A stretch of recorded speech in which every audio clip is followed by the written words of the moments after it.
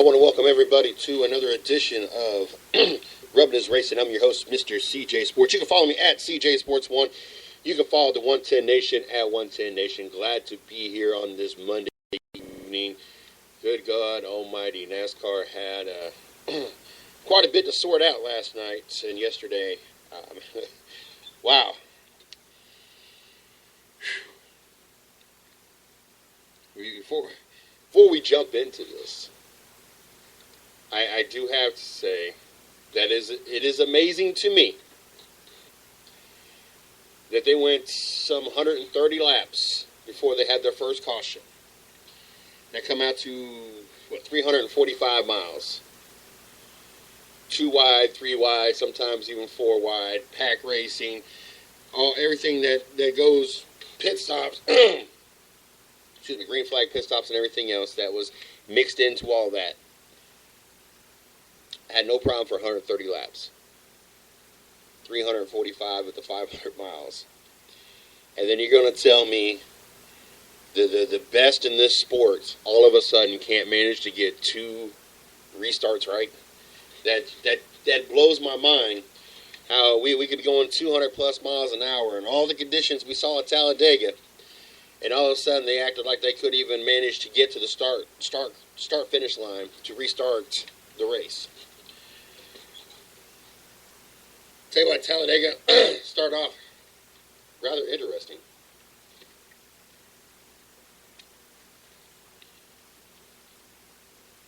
And ended with controversy. I mean, we watched Martin Truex go to the rear and decide he was going to try to avoid the big one. Has a slow pit stop, and next thing you know, we find him a lap down, and now no longer finding himself in chase contention, sitting on the outside looking in. Then we find out that Denny Hamlin's team went with the roof flap. It's optional. You don't have to have it. He's one of those drivers that feels that he wants to have it in case he needs to get out of his vehicle and there's no other way to get out. And for some reason, there's a malfunction and it doesn't stay down, and it takes his crew member a few times to get it taped down and sealed shut so he can continue running the race, and finds himself a lap down.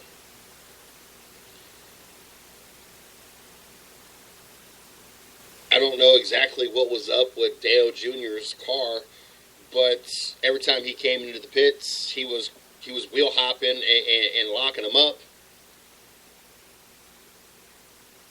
There was a lot of different things about this race early on that made it interesting. I'm not going to say edge of the seat exciting. I mean, not everybody appreciates watching these cars go 2, sometimes 3 or more wide at the speeds that they are going, knowing that any little hiccup can take out the whole field, and see how talented they are and are able to do this. You know, growing up, I watched all the races, and I enjoyed watching all kinds of races, or all kinds of tracks anyway. But the only 2 that I was ever really excited about watching was Talladega and Daytona. I mean, as a kid, I guess you're drawn to seeing the big ones, and you think it's cool as a kid. But even as I got older, it wasn't so much the big one. It was the pack racing. You don't know how disappointed I was when my first opportunity to go to Daytona, the 2011 Daytona 500, they had that 2-car tandem garbage going on. And so I didn't get to go to see the big pack racing. I'm stuck watching 2 cars swap every few laps so they don't overheat. And there's really no racing. I mean, just 2 cars connected. I'm sorry, but that just didn't do much for me. I grew up enjoying watching the super speedways. I grew up enjoying the opportunity to watch this pack racing, to see how talented these drivers really are, to measure themselves switching back and forth from the high side, the low line, whatever you want to call it,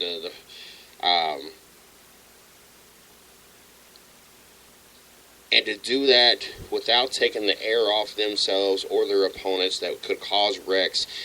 Everything that to masterfully set yourself up to have that run when it really matters, when you're coming and going into turn 3 and coming out of turn 4, and just line that momentum up, that line, the whatever line you are dragging behind you, perfectly line up and timed it perfectly to be going, picking up that momentum as when it matters. To me, there's no greater rush. And as I got older, I learned to appreciate other tracks a lot more. I really started to, as I got older, learn to appreciate Bristol, and that's how Bristol became one of those tracks that was on my bucket list, especially this Saturday night under the lights Bristol race. I just, Kentucky, it took me a minute to warm up to. I know it's a track that came later in the NASCAR life, I guess we could put it as is. They've only been running on Kentucky for a handful or so years at this point.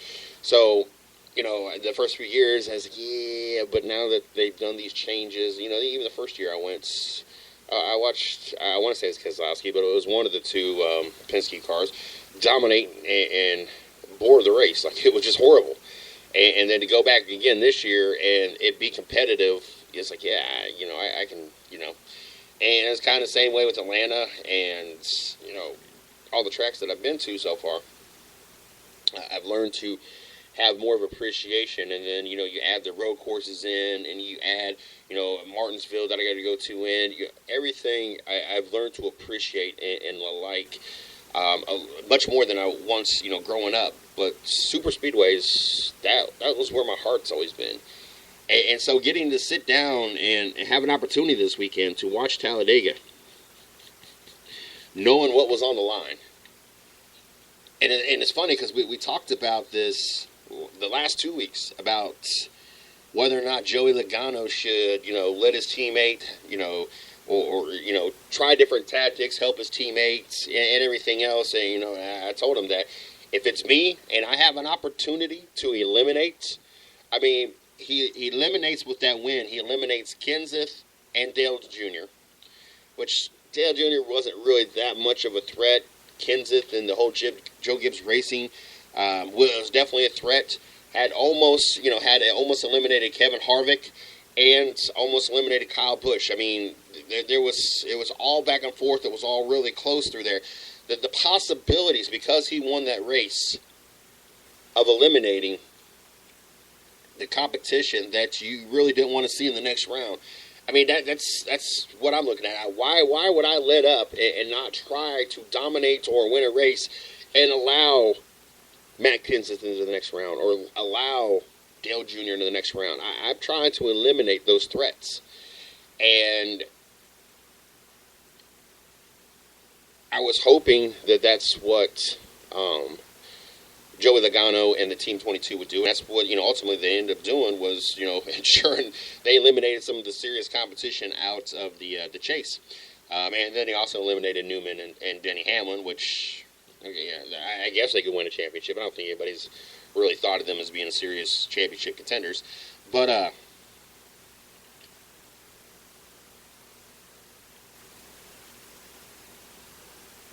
it was interesting. You got to see good quality racing. You got these little storylines. Martin Truex, now he's out of the chase because of falling to the back and then falling out of the draft. And Denny Hamlin going a lap down because of the roof flap. And Dale Jr. having to change pitch strategy. And you saw that it kind of put him a little bit behind on the last green flag pit stop because he locked up the tires and did a 2-tire change when everybody else was just doing fuel and go. So there was a lot of different storylines. And oh my God.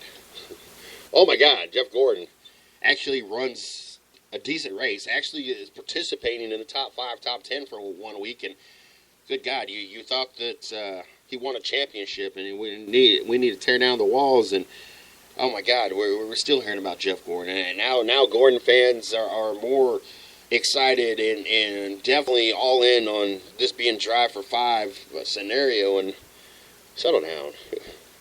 Jeff, I should have retired. Gordon fired. Jeff, I should have retired 5 years ago. Gordon is not going to win a championship this year. And it's not even necessarily the fact that Hendrick has not really been that competitive this year, especially the second half of the year. I mean, when was honestly the last time we saw a Hendrick car really dominate in a race? I don't think anybody, not in the last 3 or 4 months. So, I mean, Gordon and Dale Jr. both looked great yesterday, but I wouldn't say they dominated the race. But that, up until yesterday, we hadn't seen this really out. I mean, this was a restrictor plate race, and so we see things we don't normally see. I mean, hell, we watched David Reagan win a restrictor plate race. So, things happen that don't normally happen at restrictor plate races. So Eric Almirola last year, the Coke 0400. I mean, that is what it is. So I don't hold too much into, okay, Hendrick Motorsports is back because, but the buzz from Jeff Gordon actually having a decent race. And like I said, I don't necessarily blame it on them, on Hendrick Motorsports. Yes, their product and their cars have not been up to what we would say the standard is and up to par, but also, and I've been talking about this for at least 3 years now. Gordon's past his prime. His focus is no longer what it once was. He has family now. He has kids. He has a different direction. He has become, and I don't blame him. I used to be a Gordon fan, die-hard Gordon fan, way back in the day. I remember him back in the Busch Grand National days. So, I mean, that's when I started cheering for him. It's just one of those things that I don't want to watch the same driver win every week. And when you have Gordon winning, 11 races, 13 races, whatever it was, I think 11 races, it gets kind of repetitive and kind of old to watch one person win a third of the races. And that's when I became a Johnson fan, when he was still wet behind the ears. And then the same thing even happened with him, that I got tired of watching him win all the time. And, essentially that's why I have a mixture now. I have Danica, which I don't have to worry about winning all the time, and I got Kyle Busch, who does win all the time as well, so it kind of balances itself out. My whole Kyle Busch love is just for the fact that it entertains me that this is probably the closest we got in our generation now to a Dale Sr., and people despise him. This is no different. Up until his injury, the way he raced was really no different than what Dale Sr. did. It just people love Dale Sr., and so I find it funny that people hate Kyle Busch, who ruffles the feathers and does pretty much the same thing out of the track and, does what he's got to do to win. But they love them some Dale Jr., who is the exact opposite. Someone that we could all pretty much agree on is never going to win a championship. And it is really not intimidating. And, yes, he was a class act yesterday in his post-race interview, and we'll talk about that here in a little bit. But not a serious threat to win a championship or really a thought of winning a lot of races in a season. This last couple of years, yes, the 88 team has really stepped it up, and Hendrick Motorsports has really stepped it up. It's almost like they put all the effort into that one car, because Gordon and Johnson and, of course, the fourth team, no matter who they've had in, if it had been Casey Mears, Brian Vickers, Kyle Busch, now Casey Kane, it seems that fourth car has just never been up to par anyway. But I think we even had Mark Martin in it 1 year, or 2 years maybe. So, yes, the last couple of years, Dale Jr. has been on par and has been putting up, pretty good numbers. But it blows my mind that how people are with Kyle Busch, and that's the closest that you're going to get to what you once had, and you'll gladly accept a very, very, very cheap knockoff in his son and run the banner with him, but he is nowhere close. But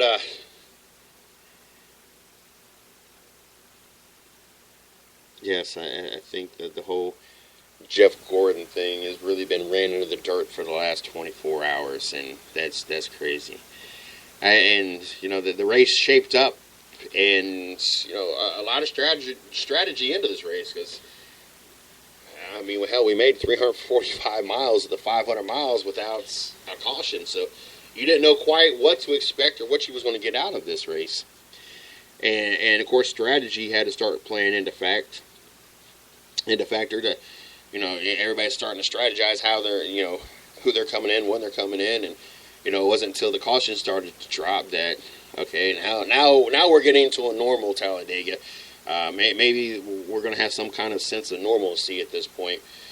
And God, we get close to the end of the race, and Casey Kane. No, not Casey Kane.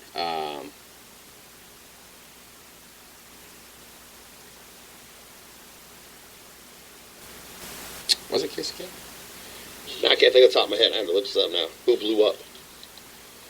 Wow, drawing a big blank because it was Jamie Mack. There we go. I can picture a black car. I just don't know why I was picturing a black number 5 versus the black number 1. But he blows up, and of course that sets us up for where he knows it's going to be a green-white checkered, and to see the strategy play with 5 laps left, and people have to pit, and ultimately.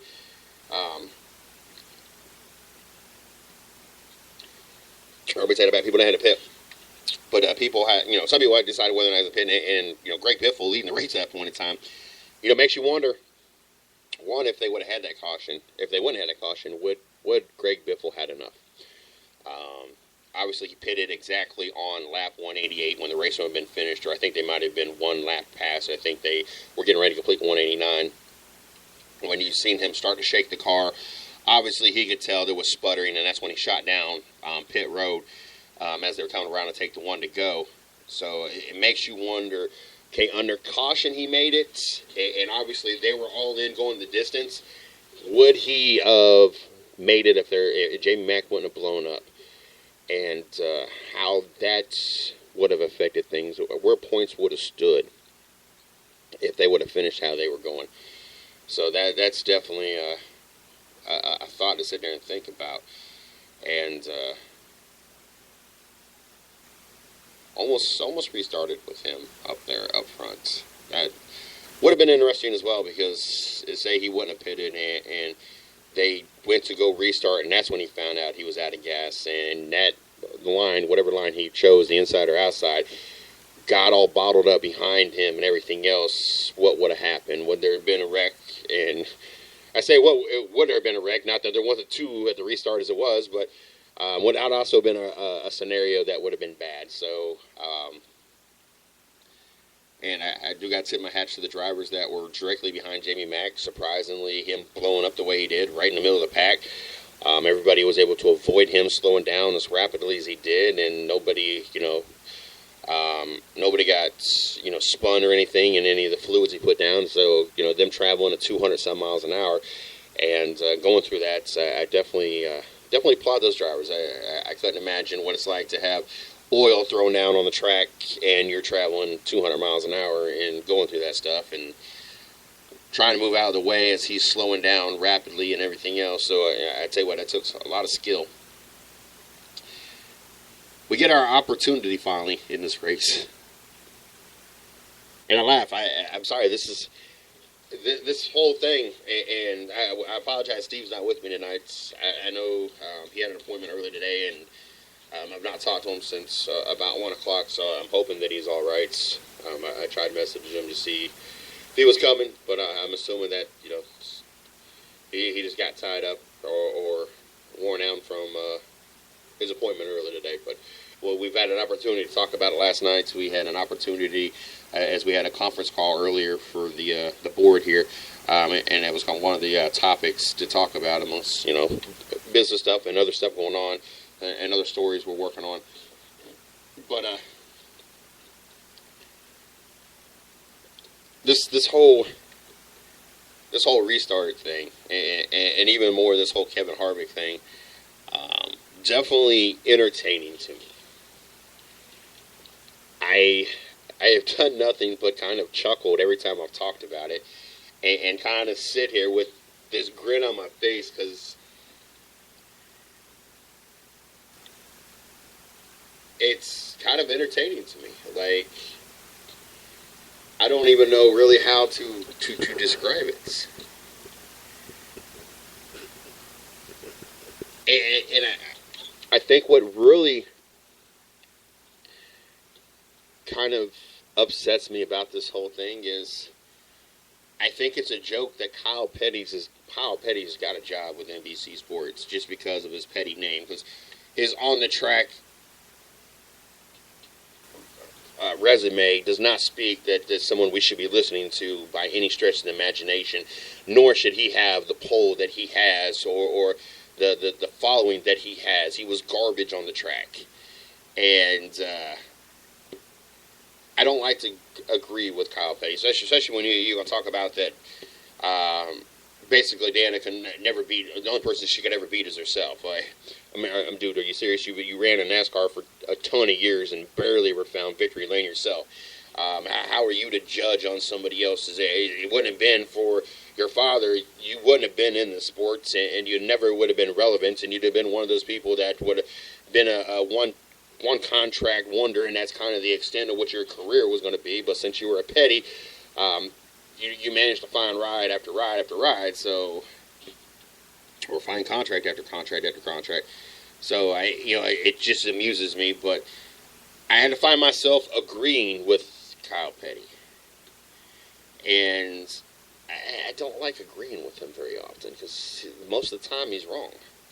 And a lot of times he just says stuff just to get reaction, not because that's actually the truth or actually what the answer is. It's just because he likes to get reaction because he's a Petty. And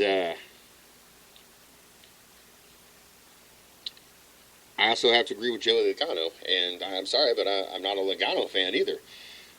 He kind of rubbed me the wrong way coming up through his career, and just the way that he acted, and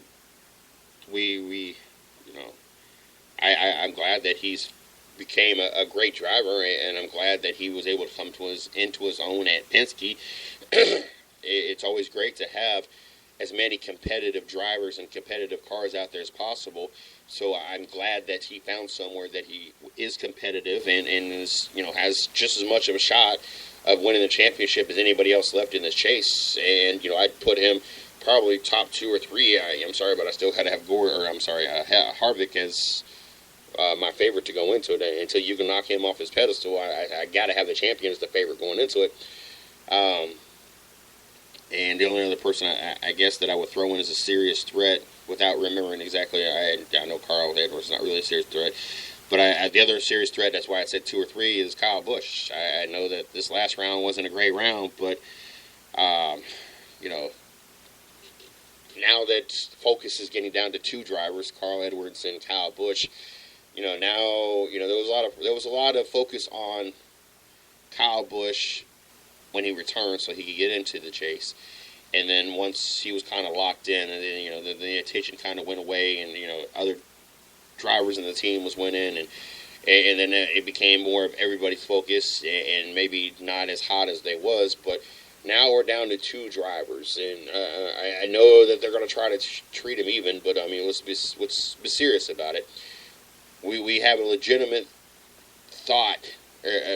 We have a thought that Kyle Busch legitimately can win a championship.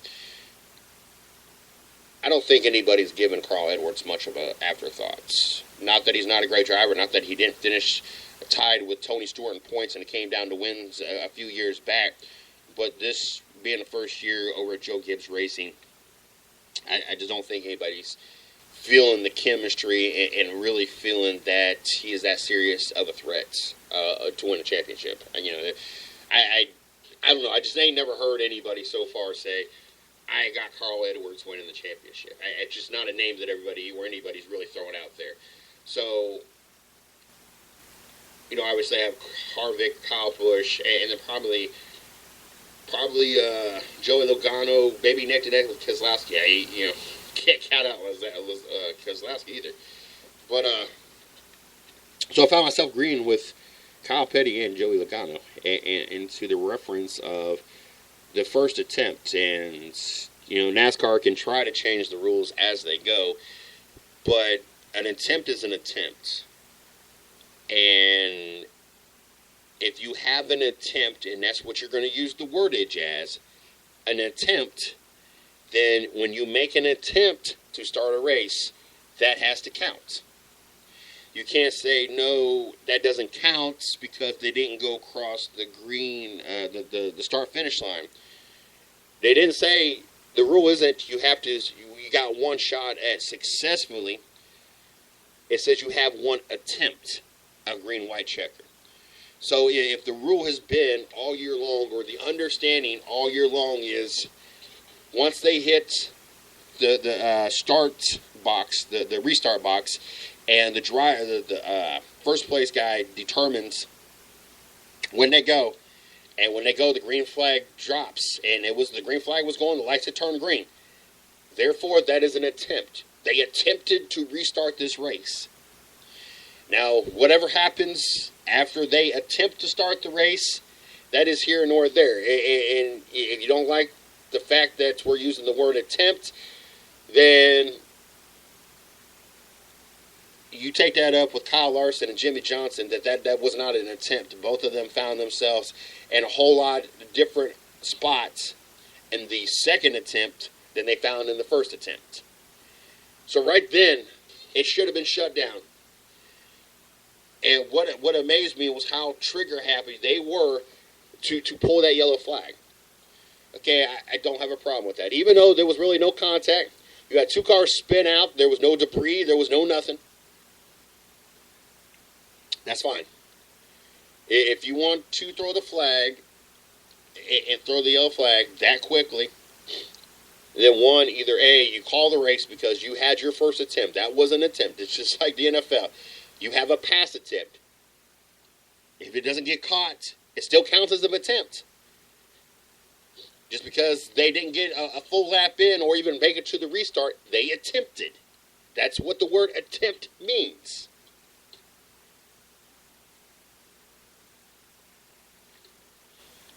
That's like just like kicking a field goal in the football. They attempt to make a field goal. If it gets blocked, does it not count because the kicker didn't get to attempt it? I mean, that's kind of the same analogy. Well, the kicker didn't at least get to kick the ball, so therefore it shouldn't count because in an attempt he's got to at least kick the ball. Well, now NASCAR, you see you're opening a can of worms, and I hate to even use that terminology because that's the same terminology that Kyle Petty used, but ultimately you opened a can of worms because there was an attempt. Was amazed how quick they threw out the yellow flag, especially with really no two cars spun out, and that was kind of the end of it. Your second attempt, maybe 100 feet difference from when the first attempt was shut down and Jimmie Johnson, Kyle Larson spun out, to the second incident, Kevin Harvick getting into Trevor Bayne. All of a sudden, they're not so trigger happy because if they would have thrown the yellow flag, which multiple cars are wrecking, not just two cars spinning out. So I'm still not understanding this logic, how two cars spin out, nobody else is involved, no other debris. You throw out the yellow flag quicker than you could say caution. But the next incident, which is about 50 to 100 feet farther up the track, you have multiple cars wrecking, going all over the place, and you don't even throw the yellow flag until they're almost in turn one. That makes no sense at all. At all. Absolutely. NASCAR can argue this, and those the whole thing can argue this as well. If you're that trigger happy to throw the caution on two cars spinning and not collecting anybody else, you've got to be just as trigger happy or even faster when you have half the field wrecking. If the first one is an attempt, if the first one was not an attempt because the wreck happened before the start finish line and they threw the caution, then the second one should have not counted as well, and NASCAR should have been on it and threw the yellow flag before they got to the start finish line as well. They had plenty of time. They had almost the exact amount of time the first time to the second time. The way I look at it is if the first one didn't count, the second one should have counted. If the second one counted, then the first one should have counted. You can't go one way on one call and then go the other way in the other call, especially when you have an incident at almost the exact same spot on the track. The only difference is the second one was actually worse than the first one. Can't go back and forth.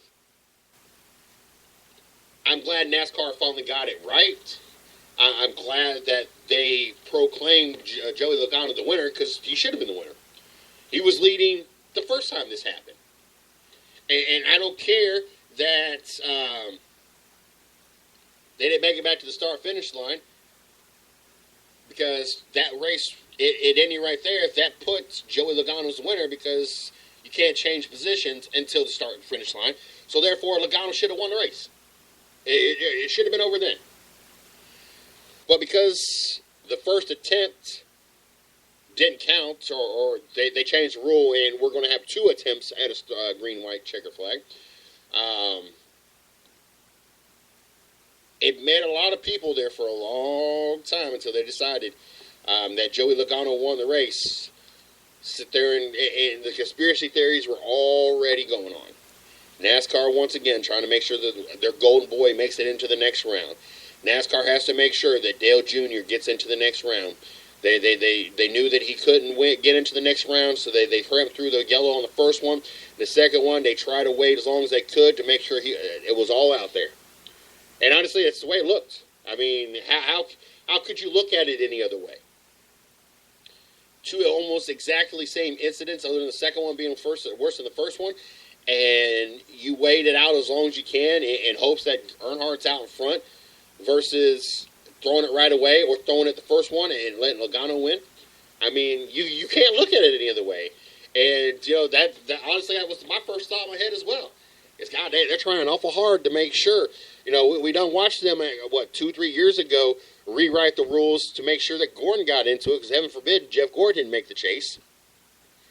But now we're dictating on what an attempt is all of a sudden. And now we're letting the big one stay green, and we let a two-car no contact kind of thing throw out a caution quicker than we can say caution. So, of course, I'm thinking the same thing everybody else is thinking. Of course, the only people not thinking that is Junior Nation. They're crying, no, that shouldn't have counted. And then, of course, God, looking on social media last night, oh my God. They're trying to plead their case everywhere. They're taking pictures at part of the track that is way past. Because I saw a picture on one of the Dale Jr.'s and the Dale Jr.'s fan pages, and they're showing that Dale Jr. was like a half a car ahead of Joey Logano. There was not one point, even if Earnhardt would have been in front of him by a bumper, there was not one point until well after the caution flag was thrown that Earnhardt was a half a car length in front of Joey Logano. Junior fans just reaching hard for something. I know it's hard to tell from the point of view that they showed today on NASCAR America and anywhere else we've looked, because the only really true footage that they have when the caution was thrown was the head-on view.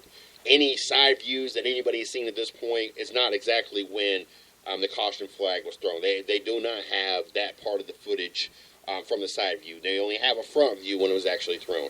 Any side views anybody seen, that just the first, or either the first side view that they actually could find that they could use and it was close as they could get, or it was one side or the others when they say it was, to try to win their case on whether or not Logano or Dale Jr. won.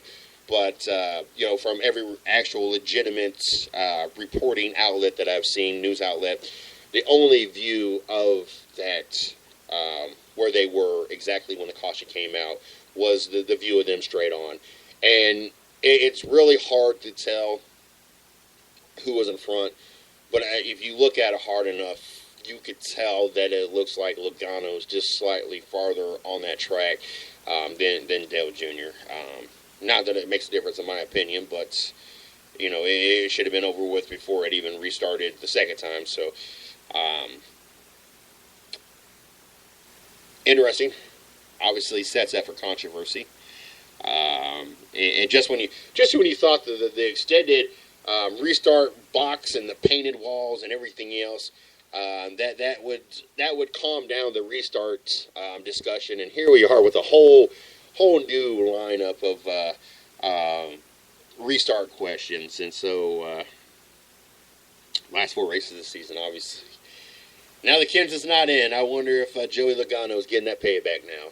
Definitely got to see how that goes. And another bit of controversy as well. Kevin Harvick was losing his motor. The first restart, he gets out of the way. Gets back in line, realizes that pretty much he can't lose any other spots, or he's not seen in the next round as well. So what happens in the second restarts? They tell Team 6 to push him, and instead Team 6 goes around, and Kevin Harvick clips him. And now you've got the whole field wrecking. What I want to believe happened is he honestly wanted the number 6 car to push him. What I honestly want to believe was going to happen was he wanted the number 6 team to push him. Harvick was going to make it look like it caused him to spin out to cause the caution. Is what I honestly, in the back of my mind, and this is the first time this is coming out of my mouth, but I honestly believe, after listening to it, I don't think he intentionally, well, I'm not going to say that. His first thought wasn't to intentionally take Trevor Bayne out. I honestly believe, with him telling crew chief to tell Team 6 to give him a push, I think that's what the plot was. That he knew that with his car going as slow as it was because he was about to blow, that if Trevor Bayne hit him hard enough, he could make it look like he was spun out in hopes that he is spotted in the place to finish and get credit for wherever position he was at. When Trevor Bayne decided to go the outside of him, my honest thought is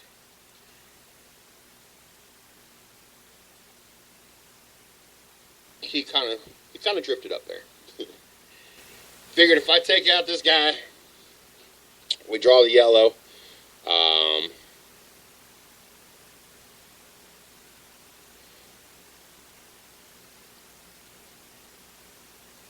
And he would draw the yellow, and he would finish in a decent spot.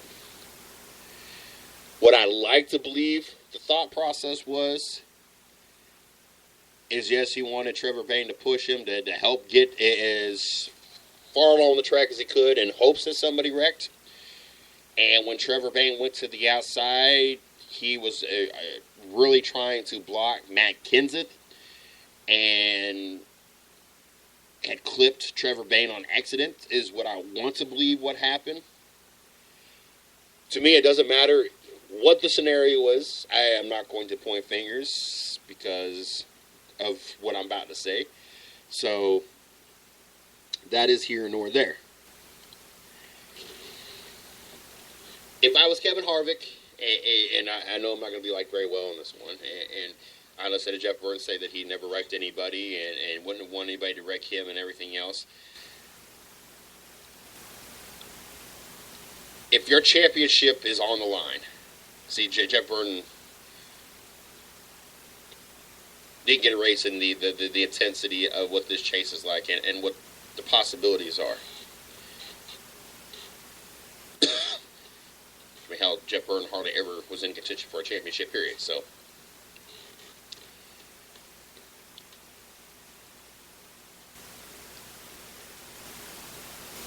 if my championship was on the line and I am the defending champion,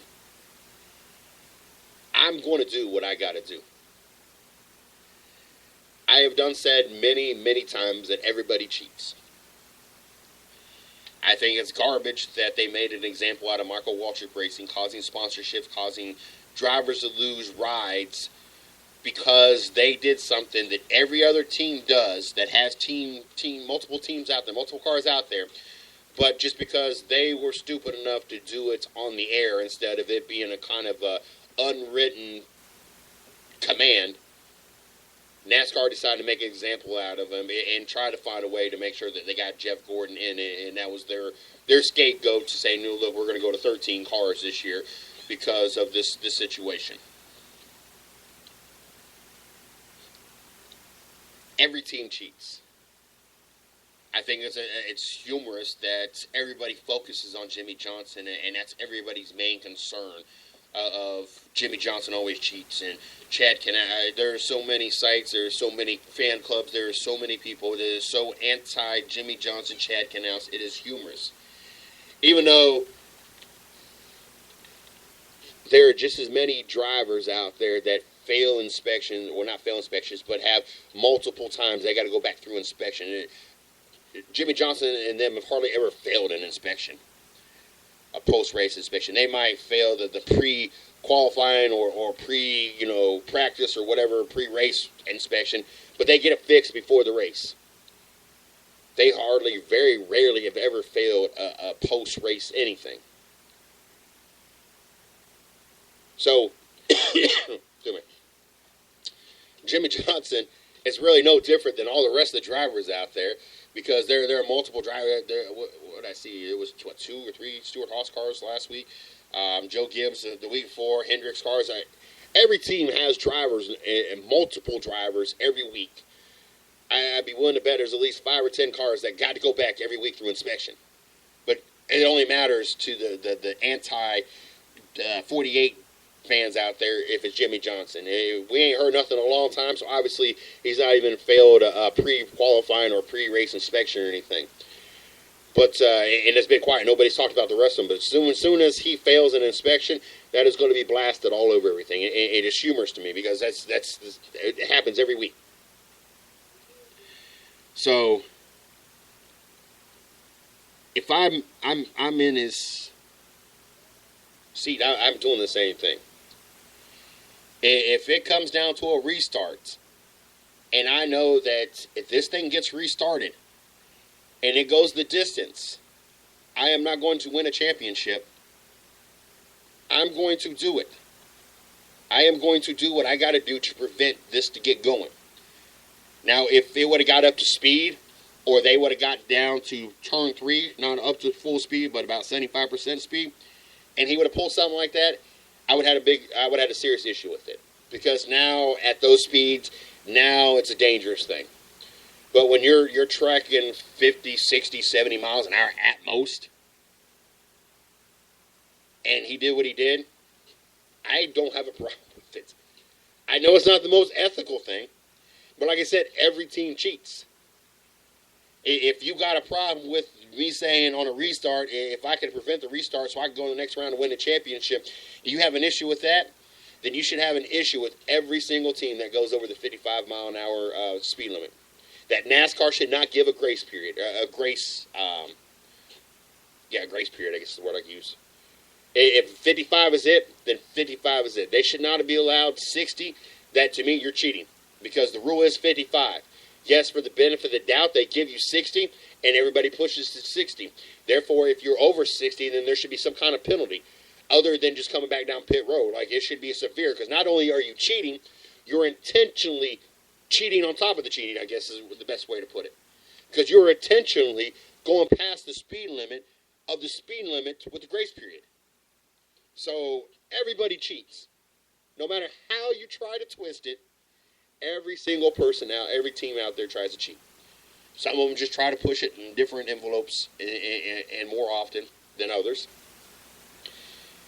But honestly, those that are cheating, which every team out there, maybe except for the smaller teams, and they might play a little bit more by the rules because they can't afford to get caught cheating, and they're still cheating because they're still speeding down pit road. But those might be the ones that are not cheating as much. Like I said, they can't afford it. But all the rest of the teams, I guarantee you, they're cheating one way or another. They just don't get caught at it. They're good at what they do. There's a reason why they're the best of the best.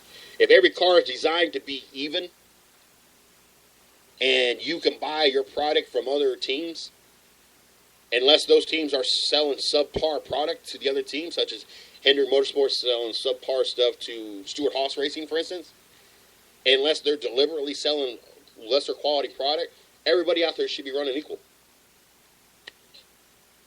But it is obvious you have cars such as the Hendricks, Joe Gibbs Racing, Penske out there in the front, and then you have the smaller cars such as the Front Row Racing and all these smaller teams, Tommy Baldwin and all them in the back. Their drivers are talented.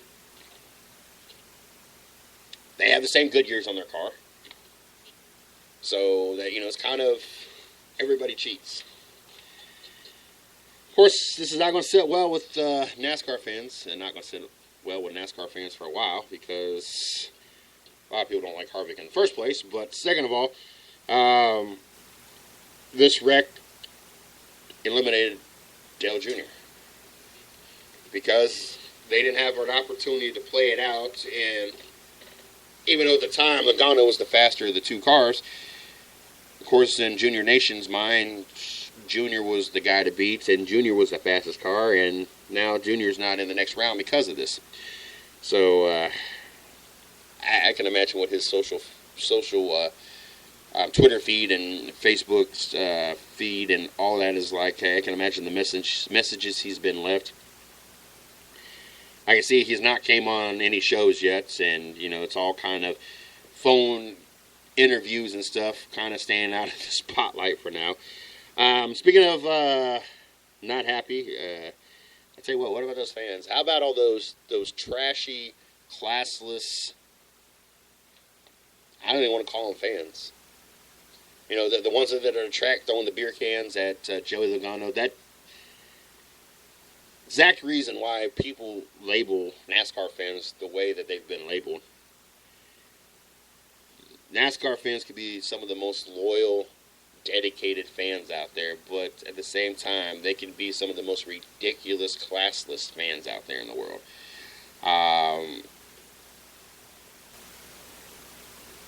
NASCAR fans, keep it classy. Dale Jr. loses by a splitter. Got okey-doked and had to go through two, not one, but two green-white checkered attempts.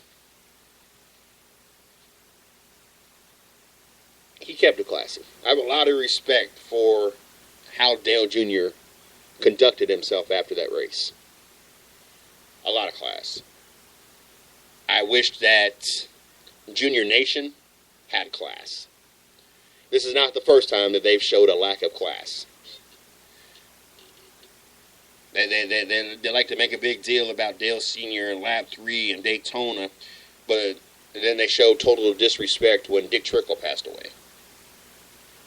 And instead of showing, respect and more for Dick Trickle that day, all you saw was Dale Sr. pictures and of him passing and all the in memory of Dale Sr. garbage.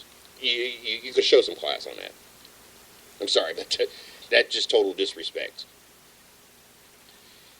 And once again, Junior Nation, and this is why I'm glad I will never be Junior Nation, showed absolute no class again this weekend. As you can see, the beer cans come flying on the track and towards Joey Logano's car. And, Jody kind of laughed it off and, kind of made the comment that I was thirsty anyway. But it just really showed you how classless Junior Nation really is. Can't wait till next week at Martinsville. Now you really got some heated drivers out there. A few people that would like to take a shot at Kevin Harvick and Joey Logano at a short track. Ought to make the beginning of this round very interesting. I'm looking forward to a lot of tempers. I'm ready to see the beginning of the end of the talk of Jeff Gordon winning a championship. I think this first race will really kind of set the pace for the chase. The rest of this chase, anyway. I tell you what, Shorty and I, we're definitely excited about this. Of course, we're doing media coverage down at Homestead, so we're going to be down there for the championship. And so definitely excited about how this is going to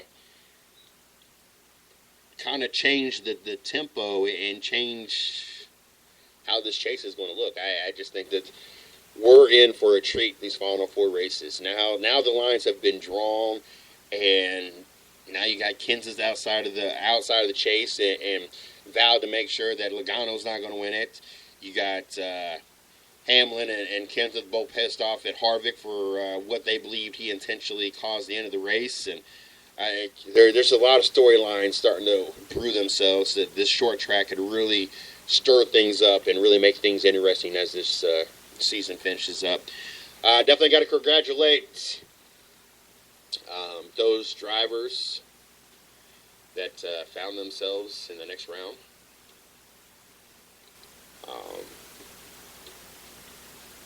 Says a lot about their career, their season, the consistency, everything else. Logano won the race, Junior second, Gordon third, Keselowski fourth, Carl Edwards fifth, Menard sixth, Truex, after being a lap down, come to seventh, Boyer eighth, Steinhaus ninth. Really good finish for them. And then, of course, 10th place, Kurt Busch. The way the chase is looking right now, you got Carl Edwards, Kevin Harvick, Kyle Busch, Logano, Keselowski, Kurt Busch, Martin Truex, and Jeff Gordon all advancing. Congratulations to them. 2 Joe Gibbs Racing out of 4.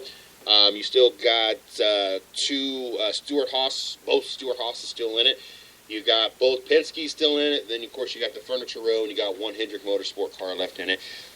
So a lot of teams out there still. So this round ought to be interesting. One, who helps who to get into Homestead, and where do team orders and team lines get drawn as we get closer and closer to a championship.